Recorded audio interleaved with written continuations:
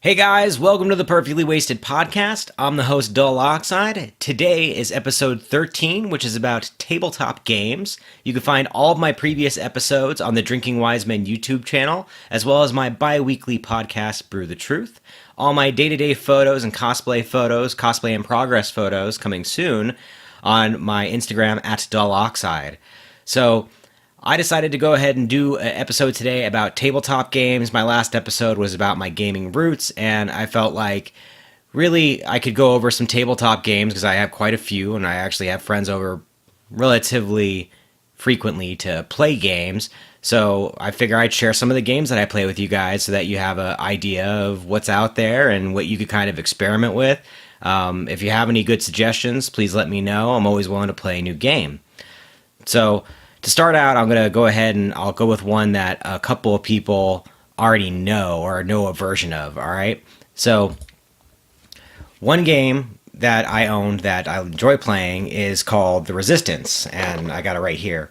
The Resistance is kind of like a version of One Night Ultimate Werewolf or like Secret Hitler, kind of, if you ever played either of them. So, essentially what you do is you divvy out a bunch of cards, and at the beginning of the game, you decipher whether or not what team you're on, essentially. If you're on the good guy or the bad guy, and the way that you win the game is either the good guys win or the bad guys win, essentially. So you have in the resistance, and then the government, basically. And the idea is if you're with the resistance, then you're supposed to be trying to sabotage missions so that the government doesn't win and vice versa. And it's the same way in One Night Ultimate Werewolf. It's the same way in Secret Hitler.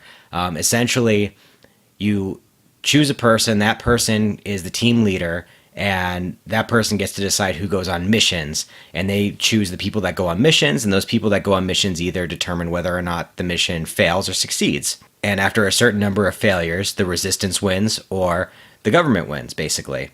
And like I said, it's very similar to a lot of different games. The same thing happens in One Night Ultimate Werewolf, except for you have quite a few more characters besides just like the werewolf and the villagers. And the same thing happens in Secret Hitler, except for there's actually a couple of different twists in Secret Hitler.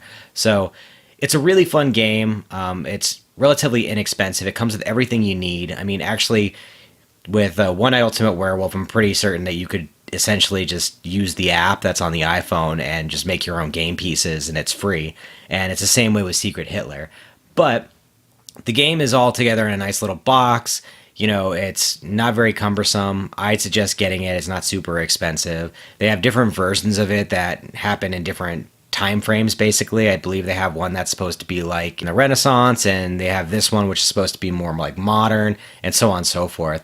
And it's definitely worth a play if you've never tried it. If you've never tried any of these games that I talked about, either One Night Ultimate Werewolf or Secret Hitler or The Resistance, I suggest trying it, especially if you enjoy a little bit of trickery. You know, it's basically all lying and trying to fool people into trusting you, you know, like put me on the mission, it'll succeed, you know, so on and so forth. So definitely a cool game, definitely one I would suggest. Another game that I feel like is not, I don't really think I've heard many people talk about, but is really fun, especially if you're drinking, is called Utter Nonsense. Okay, so what Utter Nonsense is it's kind of like, there's been a lot of games that are kind of like this, okay? And I'm going to refer to them as like apples to apples games, because apples to apples is a game that a lot of people know and that have played before, that runs the rule set kind of similarly to a lot of these newer games that have come out, like Cards Against Humanity and so on and so forth.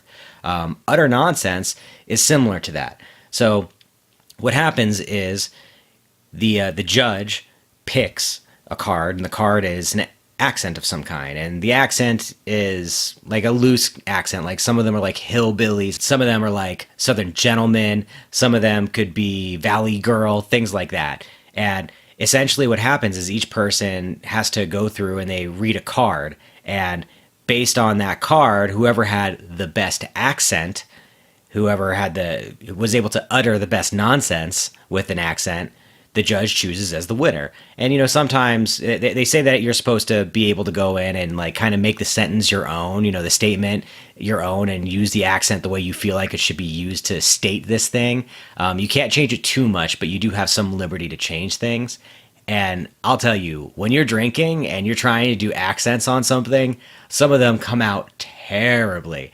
And they are like super horrible. And other ones are really great. Like, obviously, I've got a lot of practice. I can do like the nerd guy ones and all that kind of stuff. But another great game, I feel like a lot of people don't know about it. I'd suggest it if you're into like the apples to apples type games, and especially if you like doing accents or if you just like drinking and having fun with your friends. This is a great way to get around doing that. Now, I've also gotten into some deck building type games, similar to Dominion, essentially. If you've never played Dominion, Dominion's kind of like a version of like Yu-Gi-Oh! Or Magic, where there's a pool of cards in the center of the table, and everyone can draw from this and build their deck based on it throughout their turns. So it's a turn-based system where you kind of build a deck to play and win. And usually you win by going through and getting victory points. One of my favorite versions of this type of game is called Tanto, Cuore, and it's based around MAIDS. And you just stick with me, all right? So it's based around MAIDS, and the idea is that you're supposed to chamber the MAIDS, okay? Now, I know, chamber the MAIDS sounds wacky, silly. Obviously, it's a anime type thing. So it's really fun, okay? Because certain MAIDS can only be chambered in certain ways. You have to play your hand a certain way to be able to employ new MAIDS from the village, which is like your card pool, essentially. And it's so fun. I own every version of this game. All right, I even have what they call the big box. All right, so this is what you're supposed to hold all of the expansions and all the versions of the games in. All of the versions can be intermixed. You can play with every single version mixed together. There are just some slight differences in every version, which make the rules kind of hard if you mix too many sets together. But totally fun. If you like games like Magic and Yu-Gi-Oh!, Tanto, Cuore is fucking awesome, all right? And Dominion also is another type of game like that, and it's also fun. There are many games that have been coming out recently that are deck building games that are very, very enjoyable. The main draw is that you only have to purchase the one deck to be able to play, and usually the first set is about $50. So if you're paying like $50 or $60 for a set, which is like far less than you're going to pay for, 3 or 4 people to play Magic or Yu-Gi-Oh!, then you can go through and you can play a game, and the game can take anywhere from like 15 minutes to an hour depending on the strategy. So tons of enjoyment. In Tanto, Cuore specifically, all of the MAIDS have different artwork.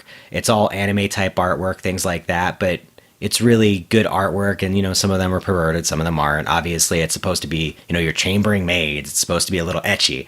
So really fun game, highly enjoyable. Would suggest trying it out at least once if you've never tried it. And if you have any suggestions on games that are similar to it, please let me know. I love deck building games.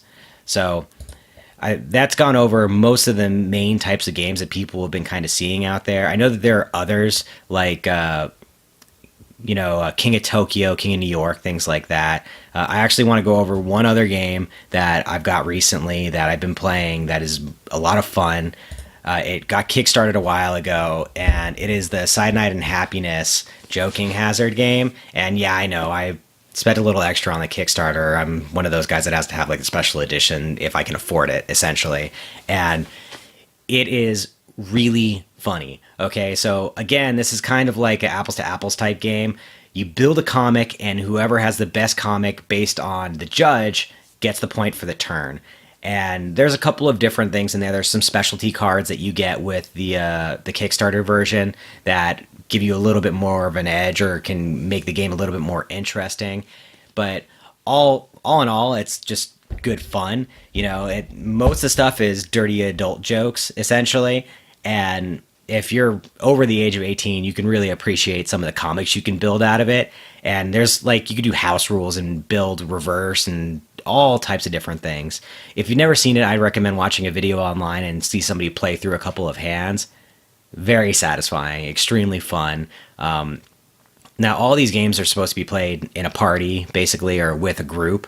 And essentially they're all just to have fun and laugh. It's just a little bit different from like the standard Monopoly or anything that's similar to the games that you might have grown up with as kids.